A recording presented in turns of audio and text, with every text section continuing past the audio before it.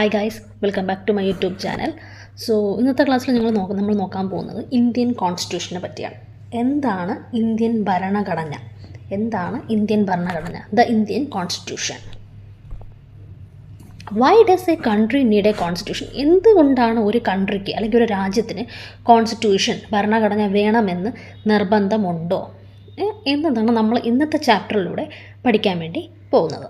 നമുക്ക് നോക്കാം, നമ്മുടെ രാജ്യത്തിന് ഭരണഘടന വേണമോ വേണ്ടയോ? Why does A country need A constitution? Okay, let's start. Today most country in the world have A constitution. നമുക്കറിയാം, ഇന്ന് മിക്ക രാജ്യങ്ങളിൽ എന്തുണ്ട്? ഇന്ത്യൻ ഭരണഘടന ഉണ്ട്, ഇല്ലേ? While all democratic countries are likely to have a constitution, it is not necessary that all countries have a constitution or democratic. Constitution എന്ന് പറയുമ്പോൾ നമുക്കറിയാം എന്താണ് ഭരണഘടന. ഡെമോക്രാറ്റിക് എന്ന് പറയുമ്പോൾ എന്താണ്? ജനാധിപത്യമാണ്, അല്ലേ? ജനാധിപത്യമാണ് പറയുന്നത്. ജനാധിപത്യത്തിനാണ് നമ്മളെന്ന് പറയുന്നത് ഡെമോക്രാറ്റിക് എന്ന് പറയുന്നത്. കോൺസ്റ്റിറ്റ്യൂഷൻ എന്ന് പറയുമ്പോൾ എന്താണ്? ഭരണഘടനയാണ്. അപ്പോൾ എല്ലാ കൺട്രീസിലും ഇപ്പോൾ ഓൾമോസ്റ്റ് ഇപ്പോൾ എല്ലാ രാജ്യത്തിലും എന്തുണ്ട്? കോൺസ്റ്റിറ്റ്യൂഷൻ നിലവിലുണ്ട്, ഇല്ലേ? എന്നാൽ പക്ഷേ എല്ലാ കൺട്രീസിലും ജനാധിപത്യ രാജ്യങ്ങളിലും കോൺസ്റ്റിറ്റ്യൂഷൻ വേണമെന്നുള്ളത് നിർബന്ധമാണോ? എല്ലായിടത്തും നോട്ട് നെസസറി ആണോ, അല്ലെങ്കിൽ അത് നീഡാണോ എന്നുള്ളത് നമുക്ക് നോക്കാം. The Constitution serves several purposes. First, it lays out a certain ideals that from the basic of all the kinds of the country that we have citizen aspire to live. നമ്മളൊരു രാജ്യത്ത് ജീവിക്കുമ്പോൾ, നമ്മൾ ആസ് എ സിറ്റിസൺ ആയിട്ട് നമ്മൾ ജീവിക്കുമ്പോഴത്തേക്ക് നമുക്ക് എന്ത് വേണം? നമ്മളല്ലെങ്കിൽ എന്ത് കുറച്ച് കാര്യങ്ങളൊക്കെ ഫോളോസ് ചെയ്യണം? കോൺസ്റ്റിറ്റ്യൂഷൻ നമുക്കറിയാം, ഭരണഘടനയിൽ നമുക്ക് എഴുതിക്കുന്ന പോലെ കുറച്ച് കോൺസ്റ്റിറ്റ്യൂഷൻസ് നമുക്ക് ഫോളോ ചെയ്തുകൊണ്ട് മാത്രമേ നമുക്ക് എന്ത് ചെയ്യാൻ പറ്റുള്ളൂ? ജീവിക്കാൻ വേണ്ടി പറ്റുള്ളൂ. അല്ലാതെ നമുക്ക് തോന്നിയതുപോലെ എല്ലായിടത്തും കയറി ഓരോന്ന് ചെയ്യാനും ജീവിക്കാനായിട്ട് പറ്റുമോ? ഇല്ല. അതിന് അതിൻ്റേതായ റൂൾസും ഫോളോസും റെഗുലേഷൻസൊക്കെ ഉണ്ട്. അതൊക്കെ നമ്മൾ ഫോളോ ചെയ്തുകൊണ്ട് മാത്രമേ നമുക്കൊരു രാജ്യത്ത് ജീവിക്കാനായിട്ട് സാധിക്കുകയുള്ളൂ.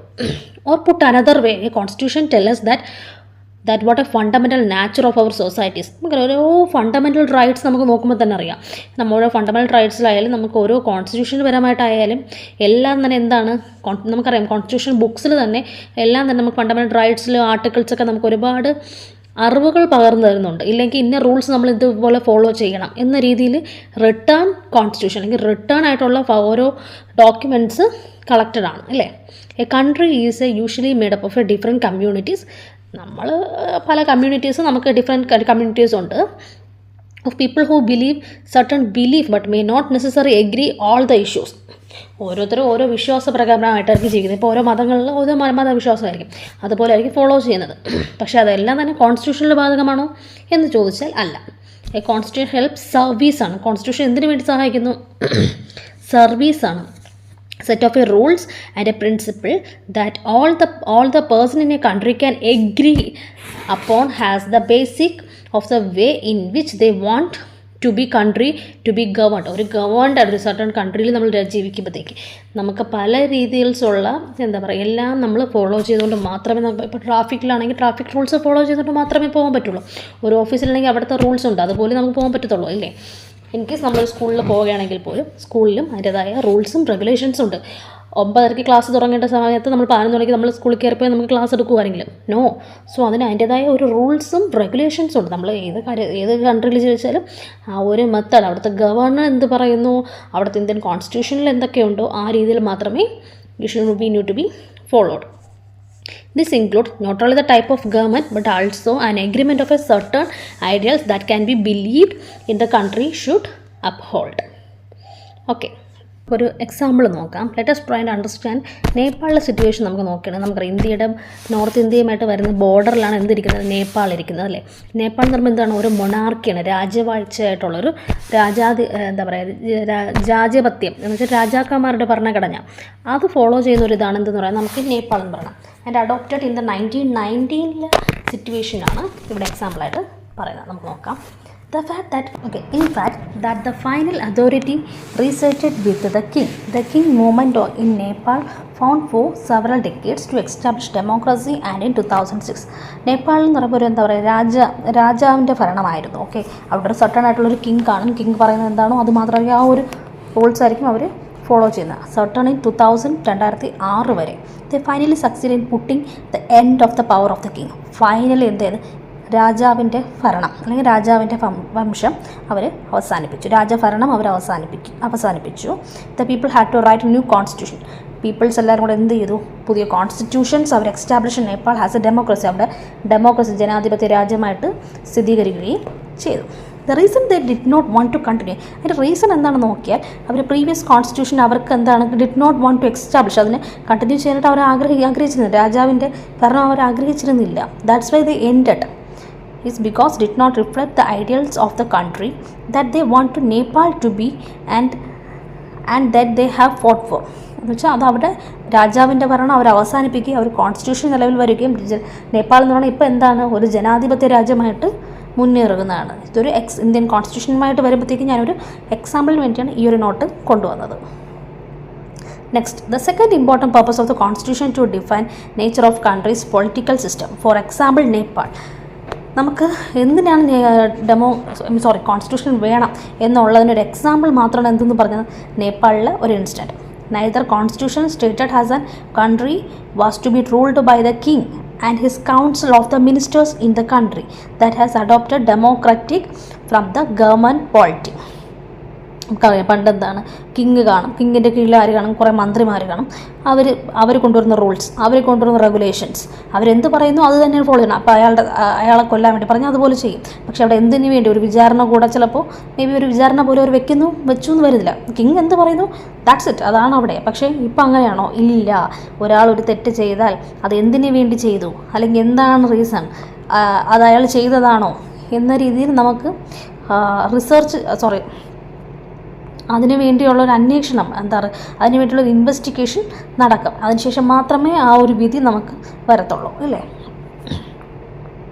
The constitution play crucial role in laying out certain important guidelines that govern decision making within this society. In a democracy, we choose our leaders so that they can exercise power responsibly in our behalf. നമുക്ക് ഇപ്പോൾ കോൺസ്റ്റിറ്റ്യൂഷനിലായിട്ട് നമ്മൾ election വരുന്നുണ്ടല്ലേ, election പരമായിട്ടായിരിക്കും നമ്മൾ എന്ത് ചെയ്യുന്നത്?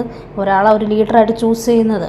അത് അയാൾ എന്ന് വെച്ചാൽ ആ ഒരു പേഴ്സൺ, ആ ഒരു വ്യക്തി നമുക്ക് നമ്മുടേതായ രാജ്യത്തിന് അല്ലെങ്കിൽ നമ്മുടേതായ രീതിയിലുള്ള സേവനത്തിന് എല്ലാത്തിനും ജനങ്ങൾക്കൊപ്പം നിൽക്കുന്ന ഒരു പേഴ്സൺ ആണോ എന്ന് നമ്മൾ നോക്കിയിട്ടായിരിക്കും ചൂസ് ചെയ്യുന്നത്. However, there is always a possibility that these leaders might misuse their authorities.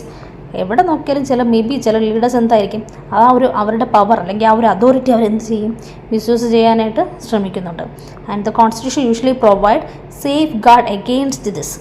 ആ ഒരു പൊസിഷനിലിരിക്കുന്ന വ്യക്തി അതിനെ യൂസും ചെയ്യാം, മിസ്യൂസും ചെയ്യാം. നല്ല രീതിയിലും പ്രവർത്തിക്കാം, അല്ല മോശമായ രീതിയിലും പ്രവർത്തിച്ച് വരുന്ന ഒരാളാവാം. അത് consider has their authority. This misuse of authority can result in cause of injustice as a demonstrated. ഇങ്ങനെ മിസ്യൂസ് ആയിട്ട് ബിഹേവ് ചെയ്യുമ്പോൾ നമുക്കറിയാം നമ്മുടെ കൺട്രിയിൽ എന്ത് സംഭവിക്കുന്നു, അത് ജസ്റ്റിസിന് എതിരായിട്ട് പ്രവർത്തിക്കുന്ന ഇതാണ്, അല്ലേ? The constitution often lays down rules that guard against the misuse of authority by the political leaders. Political leaders ആയിരിക്കും എന്തെന്ന് പറയുന്നത് കൂടുതലും അതോറിറ്റി മിസ്യൂസ് ചെയ്യുന്നത്. The Indian constitution graduate the rights of equality to the person and say that no citizen can be discriminated against on grounds of the region, caste, race, caste, gender and the place of birth. നമുക്കറിയാം നമ്മൾ ഇന്ത്യയിൽ ജനിച്ചിട്ടുണ്ടെങ്കിൽ നമുക്ക് എന്തുണ്ട്? നമ്മൾ ഒരാളും തന്നെ ഒരിക്കലും അടിച്ചങ്ങ് പുറത്താക്കാനൊന്നും പറ്റുമോ? ഇല്ല. നമ്മൾ ജനിച്ചത് എവിടെയാണ്? നമ്മൾ ഇന്ത്യയിലാണെങ്കിൽ നമുക്ക് അതിൻ്റെതായ ഒരു റീജിയനുണ്ട്, റേസുണ്ട്, കാസ്റ്റുണ്ട്, ജെൻഡറുണ്ട്, പ്ലേസ് ഓഫ് ബർത്ത്. ഇതൊക്കെ എന്താണ്? This is right of the equality. നമുക്ക് തരേണ്ടതാണ്, നമ്മുടെ അവകാശങ്ങളാണല്ലേ. ഇത് പൊളിറ്റിക്കൽ ഒരു ലീഡറിൻ്റെ ഒരു അധികാരം വെച്ചിട്ട് അതിനൊന്നും നമുക്ക് എടുത്ത് കളയാനായിട്ട് പറ്റില്ല. നമുക്ക് നമ്മുടേതായ വോയിസ് ഉണ്ട്, നമുക്ക് എന്തിനും ഇതിനെയും പ്രതികരിക്കാം. പക്ഷേ അത് ന്യായമായിട്ട് രീതിയിലാണെങ്കിൽ മാത്രമല്ലേ. എന്തിനും ഇതിനും നമുക്ക് ശക്തമായിട്ട് പ്രതികരിക്കുകയും നമുക്ക് അതിന് വേണ്ടിയുള്ള നിയമങ്ങളൊക്കെ ഇപ്പോൾ ഒരുപാട് പാസ്ഡാണ്.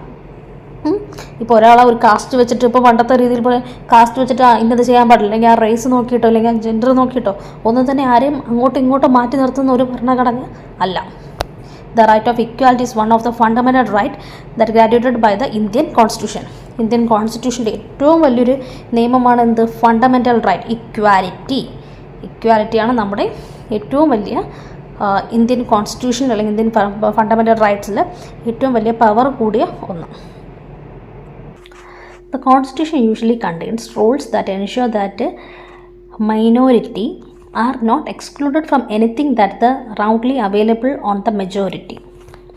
Another reason why we have constitution precisely to prevent their tyranny or domination by the majority of minority. എന്തിനാണ് കോൺസ്റ്റിറ്റ്യൂഷൻ പരമായിട്ട് എന്താണ് ഭൂരിപക്ഷവും ന്യൂനപക്ഷപരമായിട്ട് നിൽക്കുന്നത്, അല്ലെങ്കിൽ ന്യൂനപക്ഷം ഭൂരിപക്ഷപരമായിട്ട് നിൽക്കുന്നത്? Minority of majority. They can prefer to one community. ഇത് എന്താണ്? എല്ലാം തന്നെ അത് എന്താണ്? കോൺസ്റ്റിറ്റ്യൂഷനിൽ വരുന്നതാണ്. എല്ലാം വൺ കമ്മ്യൂണിറ്റിയിൽ വരുന്നതാണ്. ഡോമിനേറ്റിംഗ്, ആധിപത്യത്തിൽ വരുന്നതാണ്. Another, that the inter-community domination or members of the one community dominating other within the same community, that is the inter-community domination. നോക്കിക്കേ, ന്യൂനപക്ഷവും ഭൂരിപക്ഷവും എല്ലാം തന്നെ വരുന്ന എന്തിലുള്ള ഉൾപ്പെടുന്നതാണ്? കോൺസ്റ്റിറ്റ്യൂഷനിൽ വരുന്നതാണ്. അപ്പോൾ ഭൂരിപക്ഷത്തിന് ഇമ്പോർട്ടൻ്റ് ന്യൂനപക്ഷം കൊടുക്കുന്നു, അല്ലെങ്കിൽ ന്യൂനപക്ഷത്തിന് ഇമ്പോർട്ടൻ്റ് ഭൂരിപക്ഷം കൊടുക്കുന്നു. അതെല്ലാം എന്തിനു വേണ്ടി എന്നുള്ളതാണ് ക്വസ്റ്റ്യൻ. അപ്പോൾ അതിൻ്റെ ഇതെന്താണ്? ആൻസർ എന്താണ്? This refer to one community. ഇതെല്ലാം എന്തിൽ വരുന്നു? വൺ കമ്മ്യൂണിറ്റി ഡോമിനേറ്റ്, ആധിപത്യത്തിൽ വരുന്നു, ഡോമിനേറ്റിംഗ്. അനദറിനെ ഇൻ്റർ കമ്മ്യൂണിറ്റി, അല്ലെങ്കിൽ വേറൊരു കമ്മ്യൂണിറ്റിയെ നമ്മൾ അഡോപ്റ്റ് ചെയ്തെടുക്കുന്നു. Or members of one community. എല്ലാം തന്നെ ഒരു കമ്മ്യൂണിറ്റിയുള്ള ഒരു മെമ്പറിനെ നമ്മൾ വേറൊരു കമ്മ്യൂണിറ്റിയിലേക്ക് എന്ത് ചെയ്യുന്നു? അഡോപ്റ്റ് ചെയ്തെടുത്തിട്ട് ആ സെയിം കമ്മ്യൂണിറ്റിയിലോട്ട് കൊണ്ടുവരുന്നതിനാണ് നമ്മൾ എന്തെന്ന് വിളിക്കുന്നു? ഇൻ്റർ കമ്മ്യൂണിറ്റി ഡോമിനേഷൻ എന്ന് പറയുന്നു. The Constitution helps to protect us against certain decisions that we might take that could not have an adverse effect of the larger discipline that the country believe in. For example, it is possible that many people who live in a democracy might come to strongly feel that politics has become astronomious. This constitution play a very important role in democratic society. ഈ constitutions എല്ലാം തന്നെ നമുക്ക് എന്താണ്? വലിയൊരു decision, അല്ലെങ്കിൽ അതിൻ്റെ അകത്ത് വലിയൊരു പ്രിൻസിപ്പിൾസ് തന്നെ അടങ്ങിയിട്ടുണ്ട്. നമുക്കൊരു രാജ്യത്ത് എങ്ങനെ, ഒരു ഭരണഘടനകളിൽ എങ്ങനെ നമുക്ക് ജീവിക്കാം, അതിൻ്റെ എങ്ങനെ ജീവിച്ചുകൂടാം, അത് തെറ്റാണ് ഇല്ലെങ്കിൽ ഇതാണ് ശരിയാണ് എന്നെല്ലാം തന്നെ വരുന്നുണ്ട്, ഇന്ത്യൻ ഭരണഘടനയിൽ വരുന്നുണ്ട്. അതുകൊണ്ട് തന്നെ ഇന്ത്യൻ ഭരണഘടന ഇന്ത്യയിൽ ഇമ്പോർട്ടൻ്റ് ആവാമെന്ന് ചോദിച്ചാൽ yes, it is very important. So thanks for watching my video. Please like, share and subscribe my channel.